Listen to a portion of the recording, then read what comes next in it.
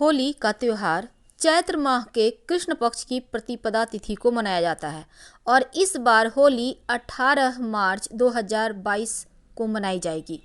क्योंकि होली से 8 दिन पहले ही होलाष्टक लग जाता है और 10 मार्च से होलाष्टक लग जाएगा। हालांकि इस समय किसी भी तरह का शुभ कार्य नहीं किए जाते हैं और होली से एक दिन पहले होलिका दहन करने की परंपरा है।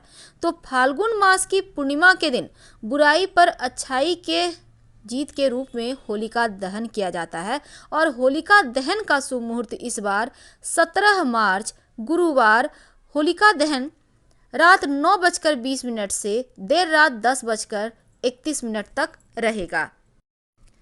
तो होलिका दहन में किसी पेड़ की शाखा को जमीन में गाड़कर उसे चारों तरफ से लकड़ी, कंडे या उपले से ढक दिया जाता है और इन सारी चीज़ों को शुभ मुहूर्त में जलाया जाता है। इसमें छेद वाले गोबर के उपले और गेहूं की बालियां और उपटन डाले जाते हैं। मान्यता है कि इससे व्यक्ति साल भर आरोग्य की प्राप्ति के लिए ये करता है और बुरी बलाएं इस अग्नि में भस्म हो जाती है। होलिका दहन पर लकड़ी की राख को घर में लाकर उससे तिलक करने से जीवन के कष्ट मिटते हैं, विजय श्री की प्राप्ति होती है। क्योंकि देश के अलग अलग क्षेत्रों में अलग अलग तरीके से होली मनाई जाती है, तो ऐसे में होली से जुड़ी एक कथा भी है कि पुराणों में हिरण्यकश्यप और भक्त प्रहलाद की कथा सबसे ज़्यादा विख्यात है। तो ऐसे में असुर हिरण्यकश्यप का पुत्र प्रहलाद भगवान विष्णु का भक्त था, लेकिन यह बात हिरण्यकश्यप को अच्छी नहीं लगती थी और बालक प्रहलाद को भगवान की भक्ति से विमुख करने का कार्य उसने अपनी बहन होलिका को सौंपा, जिसके पास वरदान था कि अग्नि उसके शरीर को जला नहीं सकती।